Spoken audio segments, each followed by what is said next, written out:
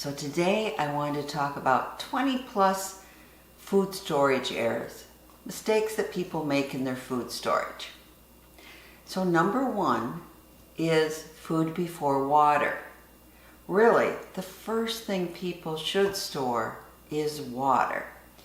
And in addition to storing water, they should have ways to purify and replenish their water if needed.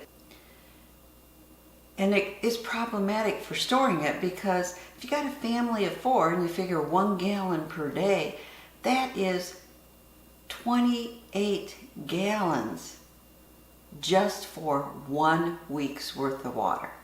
That's a lot. And those 28 gallons is going to weigh over 233 pounds. So that's a consideration too. But remember, studies have shown that you can actually live longer than expected from starvation, from not eating. People who have voluntarily done this have lived for 2 months with not eating. But sipping water, just small sips all day long, make a big difference on how long you can survive without food. Now, if you don't have any water, your survival rate is cut down to 3 or 4 days. So, number one mistake, food before water. So number 2, and it's one that I suffer from, and it's having all your food storage in one location. Now, I actually have it in a variety of locations in my home, but it's still in my home. So if a tornado ripped through, I could lose it all. And for those of you that live in earthquake areas or flood areas, the same thing could happen to you. So if possible, keep some of your food storage in alternative locations, such as a friend's house, a family member's house, or maybe one of those, little rental cubicle things that you could actually keep something in. Don't place it all in one location. Number 3, variety. We talked about this last week. Don't just depend on freeze-dried and dehydrated food because of the possibility of lack of water. And I have a video on that I published last week. And another thing, number 4, and it's again in variety, for those of you that are just depending on beans and rice, that can cause problems too. And I do have a video on that. And other than the first one, these really aren't in any order, but I'm numbering them, but not ranking them. So, number 5, underestimation. Not really knowing how much food you have. And not realizing that the amount of food you have depends on many variables, such as what is the caloric need you need. I mean, if you are quarantined in your house, maybe much lower. If you are out doing a lot of heavy chores, higher caloric needs. If all of a sudden your closest family members come back to live with you during this time, that will deplenish your supply. So, underestimation of the food you need. And I have a video on that too. And number 6, it kind of goes into that underestimation. Not routinely doing an inventory. Do you know how much food you have? Do you know what condition it is in? Now, I use the Prepper Nerd system, but just writing it down, pen and paper works too. Inventory your food supplies regularly. And number 7 comes into supplement your food storage, and that is have vitamins on hand. And if you are on certain medications, make sure you have a 3-month supply because, if you die, it really doesn't matter how much food storage you have, right? So supplement your food storage with vitamins, 1 a day type of vitamins. And if you need any special medication, make sure you have at least a month, if not longer, supply. So number 8, again in supplement, know how to forage. Can you go and find edibles? I can find a lot of apples right in my yard because my yard is grass, kind of in quotes. There is grass there, but there's a lot of plantains and purslane and all kinds of other weeds growing, but they are edible weeds and have a lot of minerals and vitamins in them that could supplement your food storage. I also know how to forage for mushrooms and other things in the woods. So make sure you learn how to forage and find the food that's growing wild in your area. Another one with supplement. Do you know how to hunt and fish? You know, eventually food storage runs out. You have to have these skills. My grandson was with us this weekend. They went fishing and he brought back his catch, and he is 10 years old, but he was able to fillet them and take care of that fish, and then I cooked them for him, and he was learning how I like to cook the fish and how he likes to eat it. All essential skills. Number 9, again for supplemental. Do you have fresh items that can supplement your food supply? And by that, I mean we have eggs. We have chickens that supply us with eggs every day, more eggs than we need. I have a good sized garden, which gives us a lot of fresh produce and fruit. I have fruit and nut trees growing on the property. And I have rabbits, which are pets, but if ever needed, we could breed them and have a meat supply. So think about how you can supplement your food storage, which depending on the disaster would eventually run out. Number 11, knowing how to cook what you have. A lot of people buy big storage containers of rice and wheat, but do they know how to manually grind the wheat and make bread? Do they have a method of cooking that bread if they lose electricity? Know how to prepare what you have and know how to substitute in your recipe if you don't have something. All important skills to have along with your food storage. And number 12, this goes in preparation. Also, don't depend on just one cooking method. Okay, you might have your gas stove cooktop, which is what I have, and gee, we never have lost natural gas, but it could happen. We have extra propane for our grill, so we can use that. We have a number of butane camping stoves, you know, like the Coleman. I have a big fire pit, which we can cook in. And I even have a little baking oven that can go in it, so we can actually bake goods. Anyway, just have a number of different ways to prepare food and make sure you have the fuel so you can do that. And along with this preparation and supplies, do you have enough of the supplies and cookware you need? Number 1, do you have enough manual can openers? Because they can break. Make sure you do. And if you have your home canned goods, make sure the can openers have that actual little prong to pry it off, because a lot of the new ones don't come with that anymore.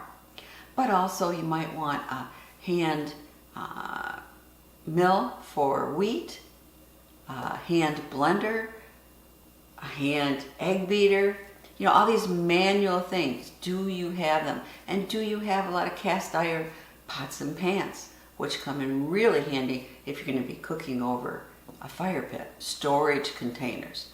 Do you have the right containers? Now, I home can, so I have a lot of glass jars, but I don't live in an earthquake prone area, but if you do, you have to be careful, right? Glass breaks. So what do you have done to protect your glass food storage? I have also found that my big buckets with, you know, that nice gamma lid screwed on, I've had cracks in my gamma lid, which can spoil the food. So you want to inspect your containers. But also, depending on how you store things, they can take on the smell, flavor of something else stored with them. So you have to be careful. And if they're just stored in a plastic container, they can take on that plastic smell. So make sure you are storing your food in the right manner, be it a glass jar, be it a mylar bag, be it a plastic bucket. And number 14, talking about storage, what do you have on hand to take care of pests? Because believe me, mice will and rats will gravitate to wherever your food storage is. And you can't have it just in plastic bags or in mylar, because the mice and rats can actually chew through it, and they can chew through plastic also. So make sure you have your food storage in pest-proof containers. And again, make sure you're regularly inspecting and that you have mouse and rat traps and other pest traps. Number 15, do you have your food storage in the right environment? You know, when you hear 30 plus years, that is based on storing it kind of almost like in a cool cave, right? You need something dark, you don't want a lot of humidity, and you want the temperatures consistent. Now, if you have freeze-dried food, it can be stored comfortably between 32 and 75 degrees. And canned foods want to be stored in a place below 85 degrees, but not freezing. So for those of you that live in hot climates, that can be a problem. And your food storage will not last as long if you can't keep those requirements. Something more for storage. Number 16. Make sure your shelving units are strong enough. I see the videos where somebody does it and they underestimate how much things weigh. Well, look what I told you about water. Heavy, right? It can easily, if you're putting on various water storage on shelves, break the shelves. And the same can with canned goods. So make sure you have a stable system that will last. Especially if you're in an earthquake area and things go like that. Do you have like rubber cords around, something to keep the items from crashing off? And do you have your storage racks actually nailed in, or whatever you call it, fastened into the wall so it won't fall down in an earthquake? Have the proper storage. Number 17, non-existing labeling. And you know what? I've done that occasionally. Put everything in the mylar bag, put it in my bucket. I'm going to make that label. Well, then when I'm doing my inventory, I go, oh God, I never labeled this. What is this? Oh, I don't want to open the mylar bag, right? Because then I got to do it all over again. I'm reading my bag. Make sure you label as you store. Now with canned goods, you see me do this. I put on either the bought date or the suggested buy date, or if it really has an expire date, an expiration date, I put that on.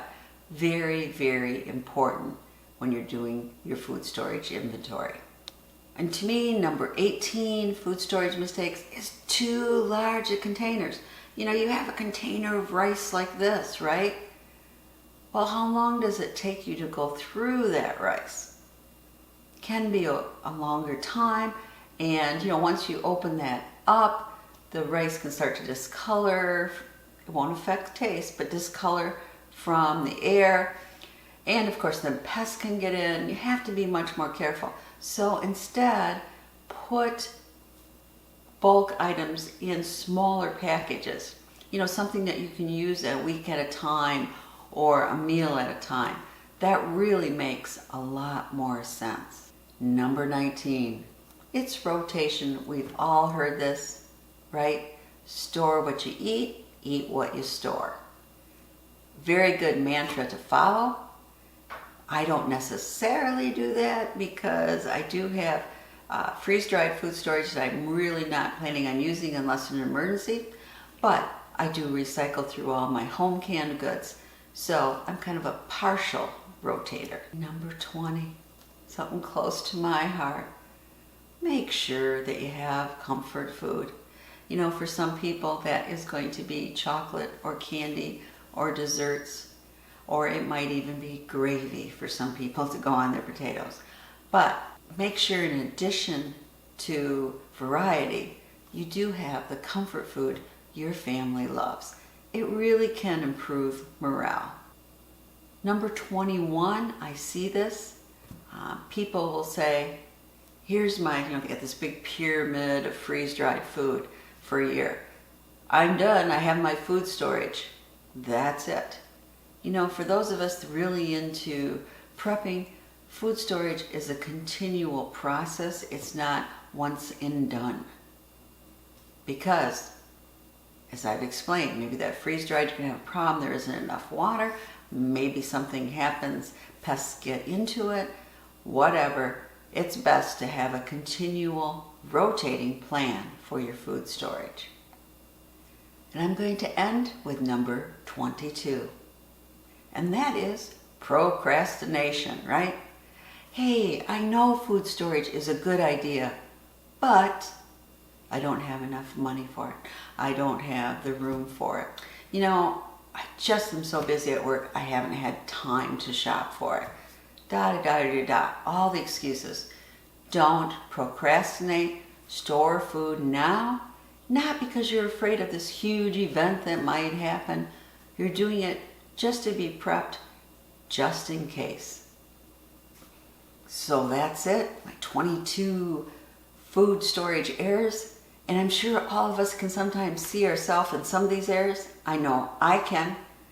But please try to make your food storage as error-proof as possible and never give up storing.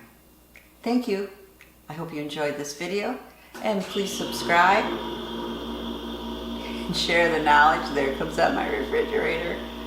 And thumbs up if you like this video. Thank you.